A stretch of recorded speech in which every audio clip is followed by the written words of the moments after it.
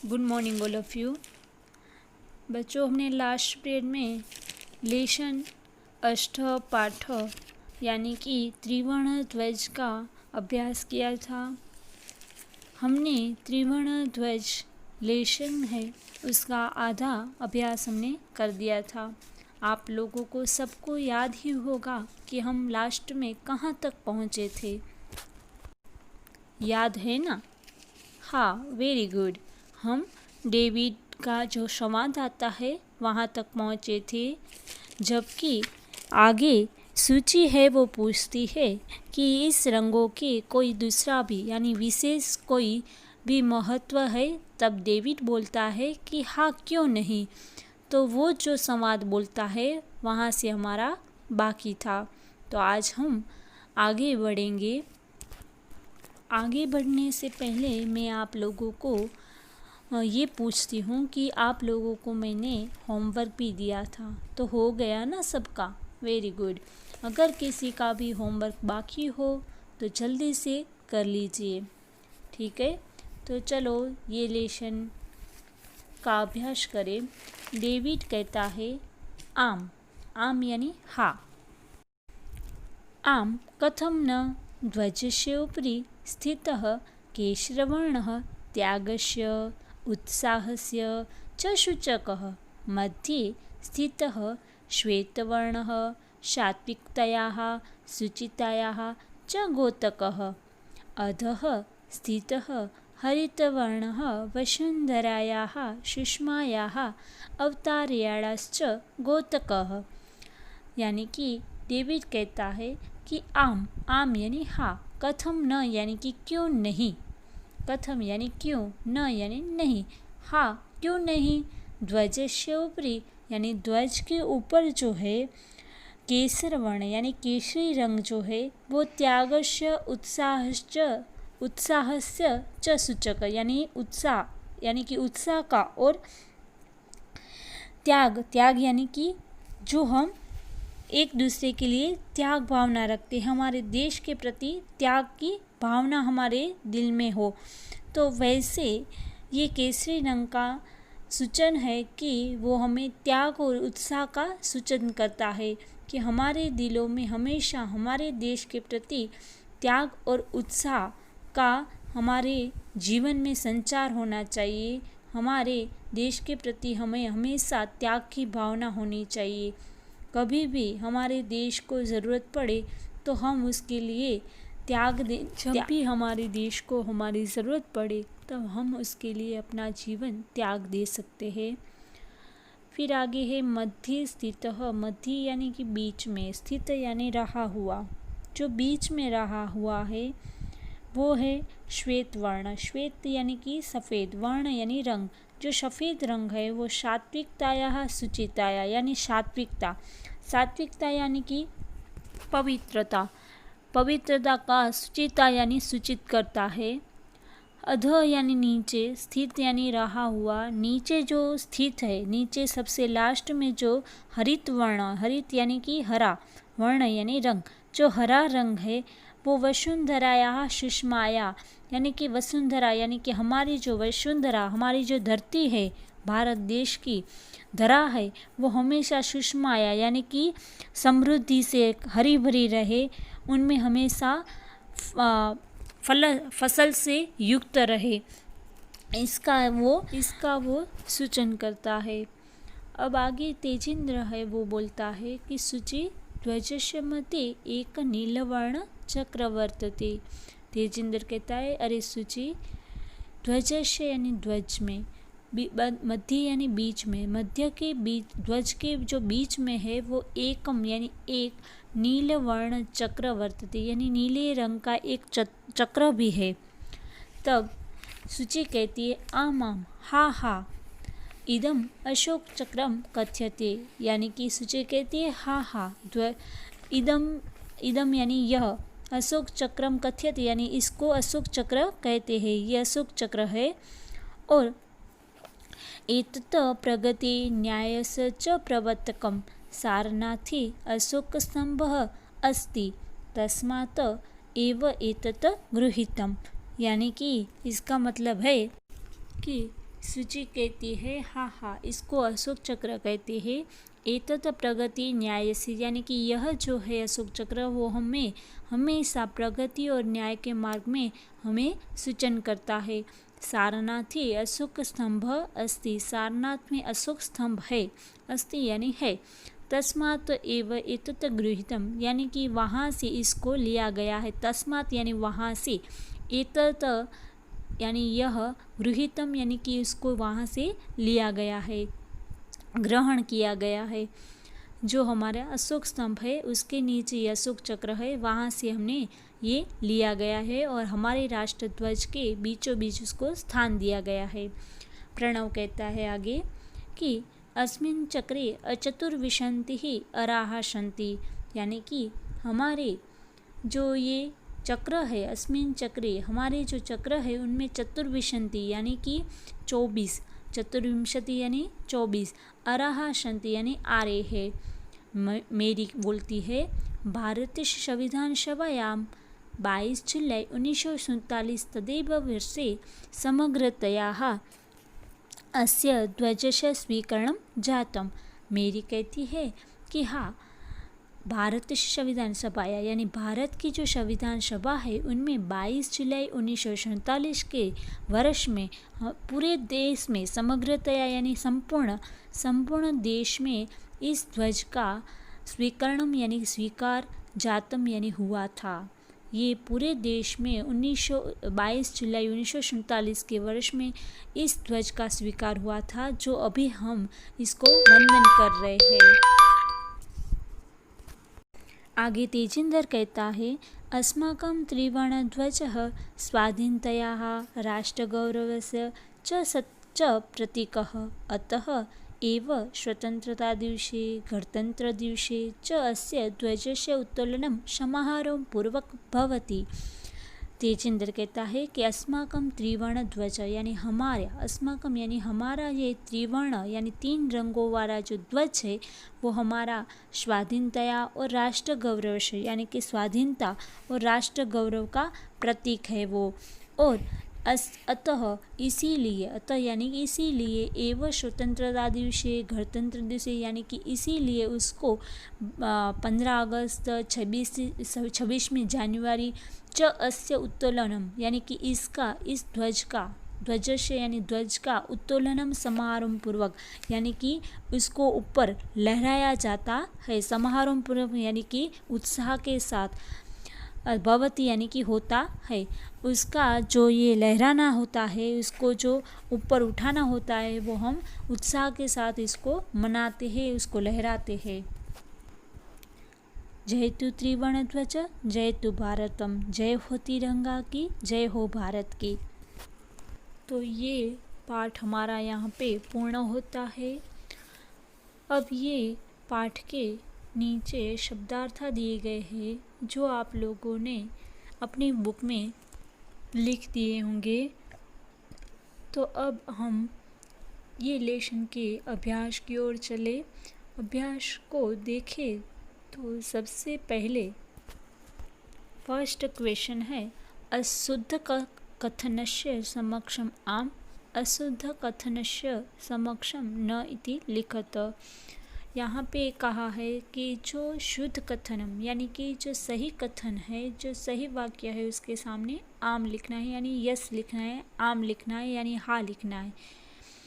और अशुद्ध कथनस्य यानी कि जो अशुद्ध है यानी कि असत्य है उसके सामने आपको न लिखना है। ओके, तो फर्स्ट हम देखते हैं कि अस्माकं राष्ट्रस्य ध्वजे त्रय वर्णाः सन्ति, यानी इसका मतलब होता है कि हमारे राष्ट्र का ध्वज जो है तिरंगा है उनमें त्रय वर्णा यानी 3 रंग है, अस्ति यानी है। तो आम होगा या न होगा, क्या होगा, आंसर क्या आएगा यहाँ पे, वेरी गुड, आम आएगा। फर्स्ट में होगा आम। सेकंड जो है वो है ध्वजे हरित वर्ण शांति प्रतीक अस्ति। इसका मतलब क्या होगा कि ध्वज यानी कि ध्वज में हरित वर्ण यानी हरा रंग जो है वो शांति प्रतीक यानी शांति का प्रतीक है, अस्ति यानी है। तो यहाँ पे क्या होगा, आम या न, गुड, न होगा, क्योंकि हरित वर्ण किसका रंग है, हाँ सुषमा का। अब होगा थर्ड, ध्वजे केशरवर्णः शक्त्याः सूचक अस्ति। इसका मतलब है कि ध्वज में केसरी रंग, जो केसरी कलर का रंग है, वो शक्त्याः यानी शक्ति का सूचक अस्ति यानी सूचित करता है। तो इसका आंसर क्या होगा, आम या न? हाँ, आम, क्योंकि केसरी रंग है वो शक्ति का, शौर्य का प्रतीक है। सही है। फोर्थ है, चक्रे त्रिशंतः अराः सन्ति। यहाँ पे क्या कहा है कि चक्र यानी चक्र में त्रिशंत यानी कि 30, अराः सन्ति अरा है। तो चक्र में 30 आरे है? नहीं, 24 आरे, चतुर्विंशति ही है। ओके, तो यहाँ पे फोर्थ में क्या होगा आंसर, न। फिर 5 है, चक्रम प्रगति घोतकम, यानी कि चक्र है वो किसका घोतक करता है, प्रगति का। तो आम या न? वेरी गुड, आम होगा। चलो आगे बढ़े। तो सेकंड क्वेश्चन है, अधोलिखितेषु पदेषु प्रयुक्तः विभक्तिं वचनं च लिखत। यहाँ पे आप लोगों को जो पद दिए गए हैं उसके सामने आपको विभक्ति एवं वचन लिखने हैं। ओके, तो चलो फर्स्ट में है यहाँ पे यथा करके जो दिया गया है, यानी यथा यानी जैसे कि। यहाँ पे एग्जाम्पल दिया गया है त्रयाणाम। त्रयाणाम जो है उसकी विभक्ति है षष्ठी और वचन है बहुवचन। ठीक है, तो अब हम नीचे देखें तो समृद्धि लिखा है। समृद्धि है वो है पंचमी और वचन है एक वचन। वर्णानाम कौन सी विभक्ति, षष्ठी और बहुवचन। उत्साहस्य यानी षष्ठी एक वचनम। नागरिके यानी कि तृतीया विभक्ति बहुवचन। सात्विकतायाः यानी कि सप्तमी विभक्ति और बहुवचन। फिर है प्राणानाम यानी कि षष्ठी बहुवचन। फिर सभायाम तो षष्ठी और बहुवचन। सॉरी, यहाँ पे जो सात्विकतायाः वहाँ पे होगी षष्ठी एक वचनम। यहाँ पे आगे मैंने आप लोगों को सप्तमी बोल दिया था, तो आप थोड़ा करेक्शन कर लीजिए। फिर क्वेश्चन थर्ड है, एक पदेन उत्तरतर, यानी कि एक पद में आपको आंसर लिखना है। ठीक है बच्चों, आप लोग अगर मेरे साथ साथ इस वीडियो को देखकर साथ में अगर लिख नहीं पा रहे हो तो कोई बात नहीं, मैं इसके साथ आप लोगों को ये एक्सरसाइज के फ़ोटो भी भेज दूँगी ताकि आप लोग आराम से और बिना मिस्टेक किए लिख पाओ। ठीक है, अभी आप लोगों को ये पूरी एक्सरसाइज अच्छे से समझ लेनी है, उसका अर्थ समझ लेना है। फर्स्ट क्वेश्चन है थर्ड जो क्वेश्चन है उसका पहला वाला क्वेश्चन है, अस्माकं ध्वजे कति वर्णाः सन्ति, यानी कि हमारे ध्वज में कितने रंग है। कति यानी कितने, वर्णा यानी रंग, सन्ति यानी है। तो फर्स्ट का आंसर क्या होगा, त्रय वर्णाः। ठीक है, तो आपको पूरे वाक्य में लिखना है, अस्माकं ध्वजे त्रय वर्णाः सन्ति। सेकंड क्वेश्चन है, त्रय वर्णे ध्वजे शक्त्याः सूचक क वर्ण, यानी कि इसका मतलब होगा कि त्रिवर्ण ध्वजे यानी कि 3 रंगों वाला जो ध्वज है उनमें शक्त्या यानी शक्ति का सूचन कौन सा वर्ण यानी कौन सा रंग करता है। तो कौन सा रंग हमें शक्ति का, शौर्य का सूचन करता है। वेरी गुड, केसर वर्णः। तो आप इसका आंसर लिखोगे, त्रिवर्ण ध्वजे केसर वर्णः शक्त्याः सूचक अस्ति। फिर थर्ड है, अशोक चक्रम कस्य घोतकम अस्ति, यानी कि इसका मतलब होता है कि अशोक चक्र है वो किसका घोतकम यानी कि किसका सूचन करता है। तो क्या आएगा यहाँ पे कि अशोक चक्र प्रगति न्यायस च प्रवर्तकम। ठीक है, न्याय और सत्य की, प्रगति की ओर हमें प्रवर्तमान करता है, हमें संदेश देता है। फिर है त्रिवर्ण ध्वज कस्य प्रतीकः, त्रिवर्ण ध्वज यानी कि 3 रंगों वाला ध्वज है वो किसका प्रतीक है। कस्य यानी किसका प्रतीक है, किसका प्रतीक है। वेरी गुड, स्वाधीनतयाः राष्ट्रगौरवस्य च प्रतीकः। तो आप लिखोगे त्रिवर्ण ध्वजः स्वाधीनतयाः राष्ट्रगौरवस्य च प्रतीकः। तो यहाँ पे हमारा क्वेश्चन थर्ड भी पूर्ण होता है। इसके आगे देखें तो क्वेश्चन है 4, एक वाक्य न उत्तरत, यानी एक वाक्य में उत्तर लिखना है। फर्स्ट क्वेश्चन है अस्माकं ध्वजस्य श्वेतवर्णः कस्य सूचक अस्ति। अस्माकं यानी हमारे ध्वज में श्वेत वर्ण यानी कि सफ़ेद रंग किसका सूचन करता है। तो आप यहाँ पे लिखोगे कि अस्माकं ध्वजे श्वेतवर्णः शांति सूचक अस्ति, यानी शांति का सूचन करता है। सेकंड है अशोक स्तंभ कुत्र अस्ति, यानी कि अशोक स्तंभ कहाँ पे है, कुत्र यानी कहाँ, अस्ति यानी है। तो आप लोग क्या लिखोगे, अशोक स्तंभः सारनाथे अस्ति। थर्ड है त्रिवर्ण ध्वजस्य उत्तोलनं कदा भवति, यानी कि त्रिवर्ण ध्वज यानी 3 रंगों वाला जो ध्वज है उसका उत्तोलनम यानी कि लहराया, उसको कब लहराया जाता है, कदा यानी कब, भवति यानी होता है। तो त्रिवर्ण ध्वज को यानी कि हमारे तिरंगा को कब हम लहराते हैं, कौन कौन से दिन लहराते, गुड, वेरी गुड, कि स्वतंत्रता दिवसे, गणतंत्र दिवसे च उत्तोलनम भवति। तो आप पूरे वाक्य में यहाँ लिखोगे कि त्रिवर्ण ध्वजस्य स्वतंत्रता दिवसे गणतंत्र दिवसे च उत्तोलनम भवति। फोर्थ क्वेश्चन है अशोक चक्रे कति अरा सन्ति। ये तो आप लोगों को आगे भी आ गया, तो ये आप लोगों को आंसर आता ही होगा, वेरी गुड। अशोक चक्रे 24 अरा सन्ति, यानी 24 आरे है अशोक चक्र में। ठीक है, इसके आगे क्वेश्चन 5 है अधो लिखित वाक्येषु रेखांकित पदानि आगृत्य प्रश्न निर्माणं कुरुत। अधोलिखित वाक्येषु यानी यहाँ लिखे हुए वाक्यों को रेखांकित पदानि यानी कि जिसके नीचे रेखा की गई है, लाइन की गई है, उसको निकाल के प्रश्न निर्माण यानी प्रश्न बनाने हैं। ठीक है, तो यहाँ पे आपको दिख रहे हैं कि अंडरलाइन किए हुए शब्दों को निकाल के हमें ऐसा शब्द डालना है कि जिससे ये वाक्य पूरा क्वेश्चन बन जाए। फर्स्ट है अस्माकं त्रिवर्ण ध्वजः विश्वविजयी भवेत।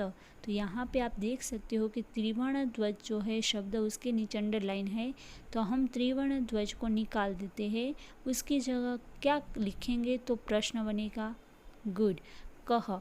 आप लोग त्रिवर्ण ध्वज को निकाल के कह लिखोगे। फिर इसका आंसर आप लोग ऐसे लिखोगे पूरे वाक्य में, अभी मैं बोल रही हूँ, सुनना। अस्माकं कः विश्वविजयी भवेत, ऐसा लिखोगे। सेकंड है स्वधर्मात् प्रमादं वयं न कुर्याम। तो यहाँ पे प्रमादम जो शब्द है उसके नीचे अंडरलाइन है, यानी कि हमें प्रमाद शब्द को निकाल देना है और इसकी जगह हम लगाएंगे किम। तो यहाँ पे आप लोग पूरे वाक्य में ऐसे आंसर लिखोगे, स्वधर्मात् किम वयं न कुर्याम। ठीक है, फिर थर्ड है एतत् सर्वम् अस्माकं नेतॄणां सद्बुद्धेः सत्फलम्। तो यहाँ पे आप देख सकते हो कि सद्बुद्धेः शब्द के नीचे अंडरलाइन है, तो सद्बुद्धेः निकाल देना है, उसकी जगह हम लिखेंगे कस्याः।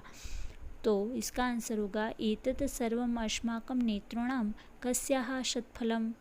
फिर 4 है शत्रूणां समक्षं विजयः सुनिश्चितः भवेत्। तो यहाँ पे आप देख सकते हो कि शत्रुनाम जो शब्द है उसके नीचे अंडरलाइन है, तो उसको निकाल देना है और उसकी जगह हम लगाएंगे केशाम। तो केशाम समक्षम विजय सुनिश्चित भवेत। तो ये हमारा यहाँ पे क्वेश्चन पूर्ण होता है। अब आगे देखें तो क्या है क्वेश्चन 6, उदाहरणानुसारं समुचिते पदे रिक्त स्थानानि पूरयत। यहाँ पे उदाहरण के अनुसार आपको पद जो दिए गए हैं उसके सामने रिक्त स्थानानि ब्लैंक्स दी गई है, उसको आपको फिलअप करना है, पूरना है, लिखना है। तो यहाँ पे फर्स्ट है यथा करके आपको जो शब्द दिया गया है उसको देखना है। आपको उदाहरण दिया गया है पट्टिकास यानी षष्ठी, पट्टिकायाः एकवचनम, पट्टिकयोः द्विवचनम और बहुवचन में पट्टिकानाम। ठीक है, ऐसे ही अग्निशिखा जो है उसका आपको बनाना है। अग्निशिखा जो है उसकी विभक्ति होगी सप्तमी। तो सप्तमी विभक्ति में एक वचन यहाँ पे दिया गया है, तो हमें द्विवचन और बहुवचन बनाना है। तो द्विवचन क्या होगा यहाँ पे? Very good. द्विवचन होगा अग्निशिखयोः और बहुवचन होगा अग्निशिखानां। ठीक है, नाम म है वो खोड़ा होगा। फिर है ऊर्जा, ऊर्जा में चतुर्थी विभक्ति बनानी है, उसका वचन है वो एक वचन बनेगा ऊर्जाये। और यहाँ पे द्विवचन दिया गया है और बहुवचन हमारा बनेगा ऊर्जाभ्यः। ठीक है, भ्यः में विसर्ग होगा। फिर है अहिंसा, अहिंसा में द्वितीय विभक्ति बनानी है, तो फर्स्ट एक वचन दिया गया है अहिंसा नाम, तो हमें द्विवचन और बहुवचन बनाना है। तो द्विवचन बनेगा अहिंसे और बहुवचन बनेगा अहिंसाः, यानी कि विसर्ग आएगा। फिर सफलता, सफलता जो है उसकी पंचमी विभक्ति बनानी है, तो एक वचन बनेगा सफलतायाः और द्विवचन बनेगा सफलताभ्याम। लिखा है, हमें बहुवचन बनाना है सफलता नाम। और फिर सूचिका, लास्ट है सूचिका, सूचिका का तृतीय विभक्ति बनानी है, तो एक वचन बनाया है, हमें द्विवचन और बहुवचन बनाने हैं। ठीक है, तो यहाँ पे द्विवचन बनेगा सूचिकाभ्याम और बहुवचन बनेगा सूचिकाभिः। ठीक है, आगे बढ़े क्वेश्चन 7 की ओर। क्वेश्चन 7 है समुचित मेलनम कृत्वा लिखत, यानी कि जो योग्य शब्द है उसके साथ मेलन करना है, मिलान करना है। फर्स्ट है केसर वर्णः, तो उसके सामने क्या आंसर आएगा? प्रगति न्यायस्य च प्रवर्तकम 22 जुलाई 1947 तदेव वर्षे जातम शौर्यस्य त्यागस्य च सूचकः सुषमायाः अवतारायाश्च सूचकः स्वाधीनतायाः राष्ट्रगौरवस्य च प्रतीकः। तो यहाँ पे केसर वर्ण में आएगा शौर्यस्य त्यागस्य च सूचकः। ठीक है, यानी कि केसरी रंग है वो हमें शौर्य और त्याग का सूचन करता है। इसका आंसर थर्ड होगा, शौर्यस्य त्यागस्य च सूचकः। सेकंड जो है वो है हरित वर्ण। हरित वर्ण में कौन सा आएगा सही आंसर? गुड, कि सुषमायाः उत्तरायणायाश्च सूचकः। फिर है अशोक चक्रः, अशोक चक्रम, तो इसका आंसर क्या होगा सही? प्रगति न्यायस्य च प्रवर्तकम। फिर 4 है त्रिवर्ण ध्वजः, तो त्रिवर्ण ध्वज का सही आंसर होगा स्वाधीनतायाः राष्ट्रगौरवस्य च प्रतीकः। और लास्ट है त्रिवर्ण ध्वजस्य स्वीकरणम, तिरंगा का स्वीकार कब हुआ था? तो 22 जुलाई 1947 तदेव वर्षे जातम। ये होगा हमारा 5 का आंसर। तो यहाँ पे हमारी ये लेसन की एक्सरसाइज है वो पूर्ण होती है। तो आप लोगों का आज का ये पीरियड का होमवर्क नोट कर लीजिए। तो आज का ये जो लेसन हमने समझा, तो इसकी एक्सरसाइज आपको CW में ही डायरेक्ट कर लेने हैं। तो आपको CW में कौन कौन से क्वेश्चन करने हैं वो आप लोग ज़रा टिक कर लीजिए। फर्स्ट जो है आम न वाला क्वेश्चन वो तो करना ही है। शब्दार्थ आप लोगों के हो गए होंगे ऑलरेडी, लास्ट पीरियड के वीडियो में मैंने आपको दे दिए थे। तो अभी आप लोग शब्दार्थ में फर्स्ट क्वेश्चन लिखने हैं आपको, फिर सेकंड क्वेश्चन भी लिखना है। क्वेश्चन 3 एक पदेन उत्तरत वो भी लिखना है। क्वेश्चन 4 है एक वाक्य न, वो भी लिखना है। क्वेश्चन 5 है प्रश्न निर्माण, वो करना है। और क्वेश्चन 6 जो है वो उदाहरणानुसार वो भी करना है, और क्वेश्चन 7 भी करना होगा। तो यहाँ पे ये एक्सरसाइज में आप लोगों को सारे क्वेश्चन है वो महत्वपूर्ण है, इसीलिए आपको सारे क्वेश्चन है वो अपनी बुक में लिखने पड़ेंगे। तो आप लोग अच्छी राइटिंग में संस्कृत के CW में ये लेसन की एक्सरसाइज लिख दोगे। नेक्स्ट पीरियड में हम हमारे अभ्यासक्रम में आगे नए टॉपिक सीखेंगे। तो सब लोगों को अपनी CW है वो बुक कंप्लीट रखनी है।